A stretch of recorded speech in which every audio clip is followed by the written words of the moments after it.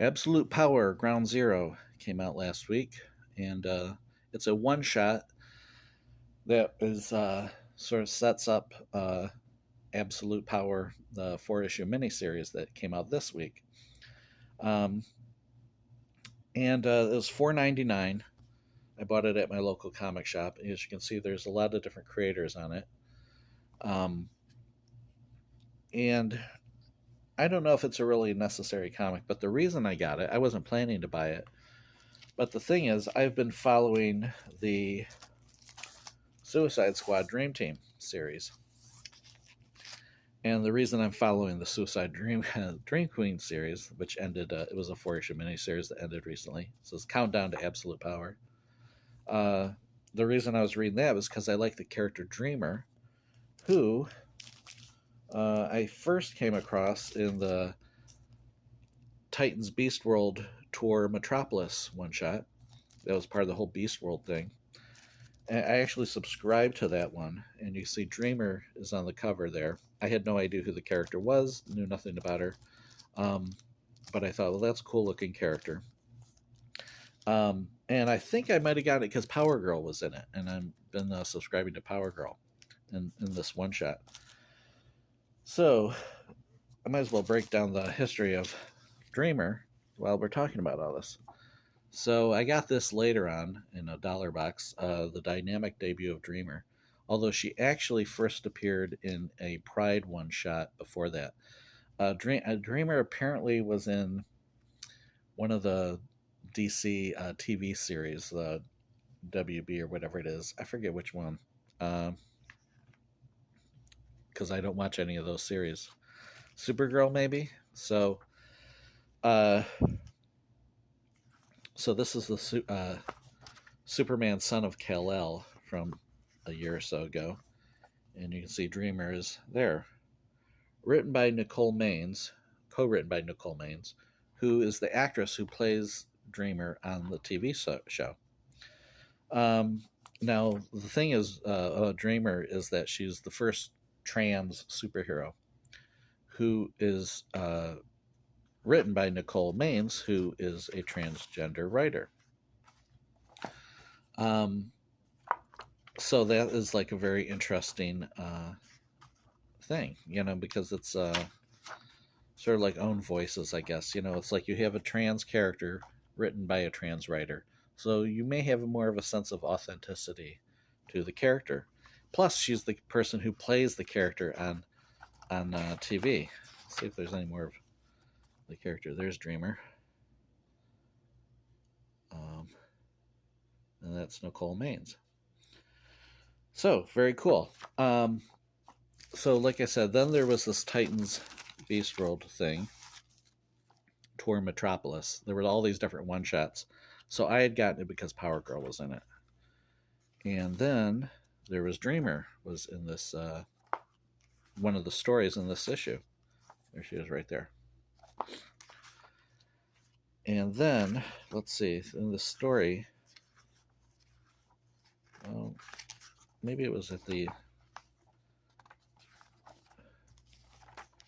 oh no, it didn't have a next or anything after that. But what did happen was, or actually maybe it did, because then action, oh, here we go. It says Dreamer will return to action against Amanda Waller in Action Comics number 160. So Dreamer's like now encountering Amanda Waller. So when Action number 160 came out, I bought it at the shop, and this looked like a cool issue. And it had a backup story, Squad Dreams, featuring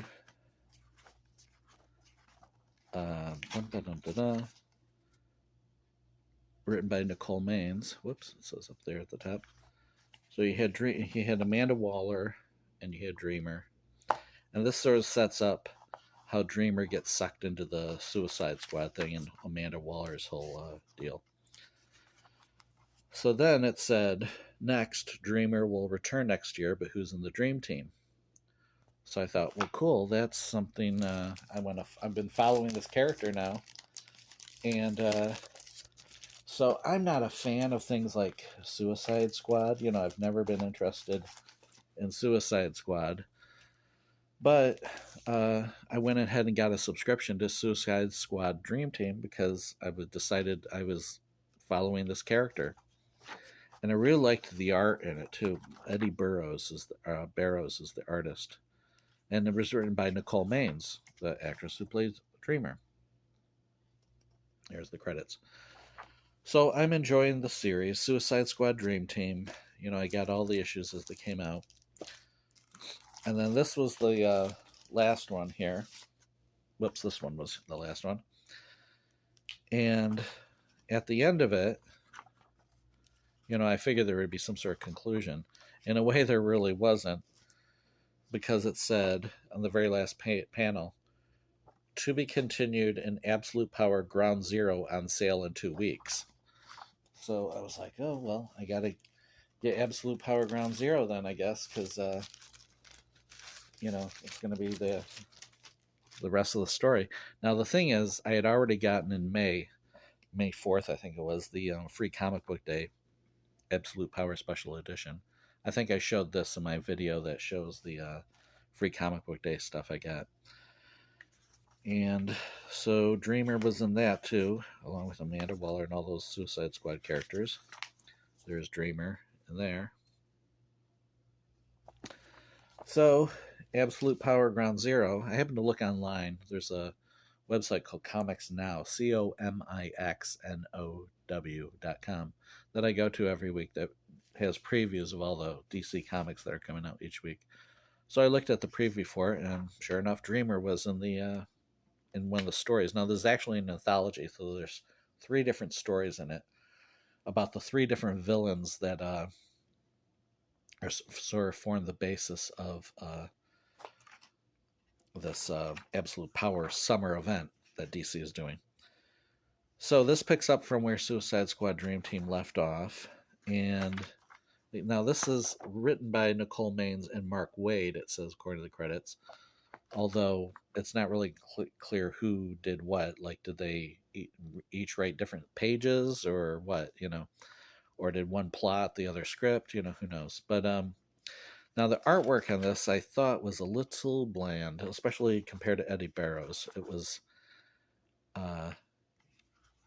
you know, like, it's not bad, but just compared to what Eddie Barrows was doing, he wouldn't draw a page like that where it's just like, you know, it doesn't look very exciting. There you go, another one where they're just kind of, you know, having a conversation. It just but anyways, it was Dreamer in it, so I thought, well, I'll get it. This art, I liked the art in this a little better. Now, this one was written by, this story was written by Chip Zdarsky and Mark Waid. Again, it doesn't specify who did what. And this is about this character. What was his name? Time Commander? John Starr was his name. Who was able to go back in time. But it turns out Amanda Waller tricks him, and he's not able to escape. He was going to go way into the past and escape her, but he's not able to do it. But she wants him to repair Failsafe, who had been destroyed by, or wrecked by, the Batman family. And so he ends up getting Failsafe back in working order, and she asks him to do the same for these other robots. And then finally, Brainiac, who had been the just recently defeated in the House of Brainiac mini event, is now also being restored by Amanda Waller to be the Brainiac Queen or whatever, who is now, again, she's going to be part of this thing for Amanda Waller. And then this Absolute Power #1 preview, this is the same preview that was in the free comic book day thing. You know, so where it just showed, I think it was in there, wasn't it? Well, maybe not. Anyways, oh yeah, here it is. So, you know, it's the exact same 3 pages where basically Superman is shot and he falls, seemingly to his death. So I haven't picked up Absolute Power #1. I'm not even sure if I will follow it or not. Oddly enough, like I said, it just depends on whether Dreamer's in it. That would be the only reason I'm buying it. Not that interested otherwise. This is the checklist of Absolute Power stuff coming out and the various characters. So I enjoyed it. It's a thick issue. It's $4.99. It's basically just a promo for Absolute Power, but it was enjoyable. It has 3 stories. There's some variety. If you don't like one story, you only got a few more pages to another story. And like I said, the artwork for the Dreamer story was a bit of a letdown from the Suicide Squad mini because they had really, really good art. But otherwise the rest of the art was fine. So I enjoyed it. If you're really interested in keeping up with what DC is doing these days, obviously you'd probably want to pick this up. But you could probably pick up Absolute Power #1 and understand what's going on without having read this, I would assume. But this might just add to your enjoyment, getting the backstory about what all's going on.